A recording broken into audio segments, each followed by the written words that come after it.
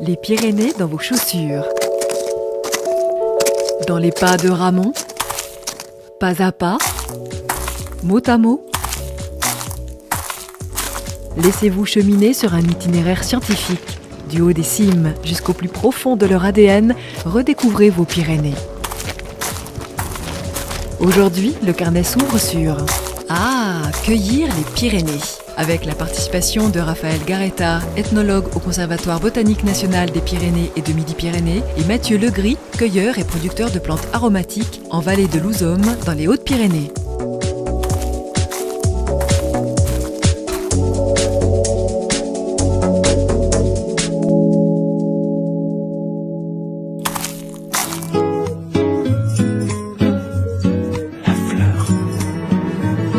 Cueillir, c'est un geste, c'est un rapport à la nature et on imagine assez mal que derrière un pot de crème, derrière des tubes de granules homopathiques, derrière des huiles essentielles, il y a de la cueillette de plantes sauvages. Bon, alors ce lierre terrestre, Juju. Mais là, j'en vois pas trop. Mais il me semblait qu'il y en avait... Ah si, au niveau des châtaigniers, peut-être là. Ouais, on est monté à un moment. Ouais. Ce qui est cueilli en priorité, c'est la flore commune. Il y a l'aquilée millefeuille, l'ail des ours, le buis, l'aubépine. Ouais, là, elle est bonne à cueillir quasiment. Bon, faut attendre qu'elle sèche, là, elle est trop humide. C'est super en fait de cueillir l'aubépine quand les bourgeons commencent à s'ouvrir. Tout juste. Parce que une fois qu'ils sont sortis, le nectar et le sucre, il est avalé par les abeilles et par les bourdons et tous les pollinisateurs. Et du coup, on perd en qualité olfactive et même gustative. Quoi. T'es là-haut?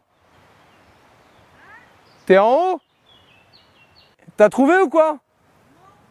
On va aller regarder sous le ruisseau là. Le millepertuis, le houx, le genévrier, différentes mauves, le rosier des chiens, c'est-à-dire l'églantine, la ronce. Vous pouvez vous faire d'excellentes confitures de mûres. En plus de ça, la feuille aussi s'utilise. C'est une diurétique qu'on cueille au printemps tôt de manière à l'utiliser séchée en tisane. Il y a de multiples fonctions pour utiliser la ronce, donc pourquoi s'en priver? Mais il n'y a pas de lierre terrestre ici. Il ne fait pas assez humide. On va aller voir de l'autre côté. Le sureau noir, la grande consoude, le tamier, le serpolet, le tilleul, le tussilage, l'ortie. C'est plein de protéines, il y a 2 fois plus de protéines dans l'ortie que dans le soja. Donc nous on le cueille pareil au printemps. Hein. Faire des tisanes, mais on va aussi en faire des fines herbes. On fait un bouillon des Pyrénées avec de l'ortie et du céleri. Du céleri de la livèche, quoi, du céleri perpétuel. La reine des prés, le frêne, la spirule odorante, la gentiane jaune, le lierre terrestre. Voilà, là déjà il y a du lierre terrestre qui pousse. Donc il pousse en sous-bois. Il pousse dans des zones humides. Quand il a trouvé sa place, il fait des grands tapis et il recouvre tout. Et c'est excellent pour les bronches et les voies respiratoires. Les myrtilles, la molène, la verveine officinale. Ça, c'est peut-être les plantes les plus cueillies dans nos enquêtes. Alors dans les Pyrénées, il y a énormément de types de cueillettes et il y a énormément de types de cueilleurs, chacun ayant développé des savoirs et des savoir-faire différents. Il est important de comprendre qu'on ne cueille pas du tout de la même façon quand on cueille pour l'industrie et des circuits longs avec tout un tas d'intermédiaires, que quand on cueille par exemple pour du circuit court ou de la vente directe. C'est essentiellement des cueilleurs que nous on qualifie de cueilleurs artisans qui sont installés dans les Pyrénées et qui font de la vente directe et du circuit court. Donc c'est des gens qui cueillent en général sur un espace assez réduit autour de chez eux. Nous on a identifié à peu près peut-être entre 80 et 100 personnes sur l'ensemble de la chaîne qui auraient ce type d'activité. Je me souviens, on avait des projets pour la terre, pour les hommes comme la nature. Les plantes, donc elles sont toutes séchées donc pour faire des tisanes et des fines herbes. Dans les fines herbes, on fait des poudres des poudres d'aromates pour aromatiser les plats. Et puis après, avec les tisanes, on fait plutôt pour boire, pour le soin aussi. Bon, après, on essaie de décliner petit à petit, faire des vinaigres, des huiles aromatisées, des sels de cuisine, ouais, ça on a commencé. Faire des baumes aussi pour la peau, enfin voilà, il y a plein de moyens d'utiliser ces plantes. Nous on les vendait jusque-là beaucoup sur le marché. Là maintenant on fait plus que le marché de Naï parce que ça demande quand même du temps d'être sur les marchés. On a nos produits en Biocoop, dans un magasin de producteurs à Lourdes aussi.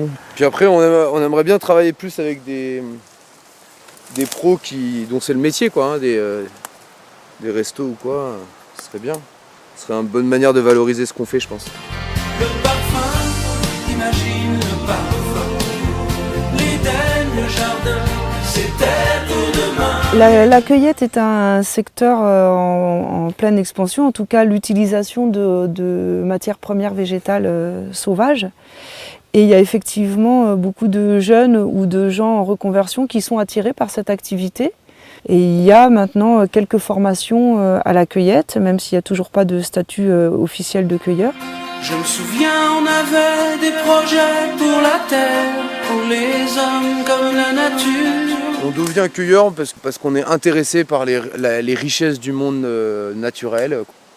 Nous, on est des autodidactes, hein, ce que je veux dire, on a appris avec le temps, on a encore toute la vie pour apprendre, on sait qu'on en apprendra tout le temps. Ça n'empêche que le meilleur moyen d'apprendre le métier, c'est de le faire. Hein. La meilleure formation, c'est d'être sur le terrain, de prélever, de regarder, d'observer. Il y a une phase d'observation, c'est non négligeable. Et du coup, on constate une recrudescence du nombre de cueilleurs qui veulent s'installer. Or, la ressource n'est pas extensible. Ça pose justement les problèmes de rapport au territoire, de coin, de confiance. Est-ce qu'on dit où est-ce qu'on cueille, de surcueillette possible et puis justement de pillage. Nous, on est organisé avec Nature et Progrès. Ça nous permet déjà de ne pas se chevaucher et de ne pas trop prélever à certains endroits au détriment d'autres. Puis partager nos coins. Je sais qu'il y a pas mal de gens qui bossent là-dessus, hein, sur regrouper les cueilleurs, en faire une profession et tout ça. Bon, c'est comme tout, hein, si on est vigilant, si chacun est vigilant, ça pourrait le faire. Sinon, après, c'est le permis de chasse, permis de pêche, permis de cueillette, permis de tout, quoi. Enfin, notre parti pris avec Julia, c'est de pas être que sur le prélevé, quoi, en nature, quoi. C'est vraiment de faire de la culture et semer les graines, aller chercher les graines. Par contre, aller chercher les graines dans la nature. Et puis acclimater les graines au fur et à mesure sur le lieu où on est, avec notre milieu, nos caractéristiques de climat. Il n'y a pas de raison que ça ne marche pas. Il faut un peu de temps. Les cueillettes qui prennent de l'ampleur en ce moment dans les Pyrénées, ça va être l'arnica, bien qu'il n'y ait pas énormément d'endroits où il y ait de l'arnica, et ça concerne peut-être plutôt les Pyrénées-Orientales. La plante qui pourrait poser problème dans les Pyrénées, c'est celle de la gentiane jaune, dont on fait essentiellement de la liqueur, de l'apéritif, mais aussi des produits en agroalimentaire pour les animaux, parce que c'est une plante qui ouvre l'appétit et qui donne envie d'y revenir. Donc par exemple pour les croquettes pour chiens. Un petit peu aussi utilisé en cosmétique, mais ça c'est tout nouveau. Et puis utilisé en herboristerie telle quelle, en racines sèches et en pharmacie. On estime à 2000 tonnes la quantité de gentiane fraîche qui est extraite du sol français, donc pas seulement dans les Pyrénées. Sachant que le Massif central reste le gros pourvoyeur de gentiane, mais il y a des pressions de cueillette telles et des changements de pratiques culturelles qui font que la gentiane devient de plus difficile à cueillir, ou les chantiers sont de plus en plus difficiles, ou s'amoindrissent dans le Massif central. Et donc il y a un déploiement et un redéploiement évident d'arrachage de gentiane dans les Pyrénées.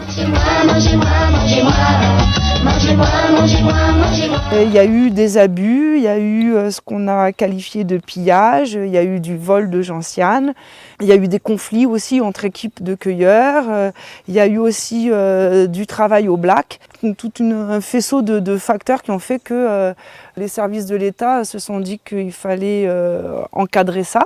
Ce qui est considéré comme un don de nature, hein, aller dans la nature, se promener, puis prendre ce qu'il y a là, ben, on est dans un système et dans une économie où maintenant ça va être régulé et normé.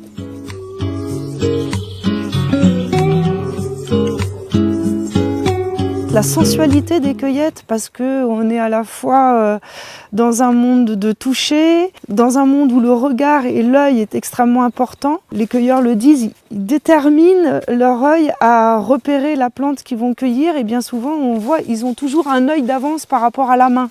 C'est des odeurs, une cueillette d'ail des ours ou une cueillette de tilleul, c'est tout bonnement fantastique. C'est complètement enivrant, c'est euphorisant, c'est calmant, et puis c'est beau, c'est vraiment beau. La cueillette, c'est une des plus vieilles activités de l'humanité. Et puis, c'est probablement celle qui prépare aussi, d'une certaine manière, son futur. Ah, cueillir les Pyrénées.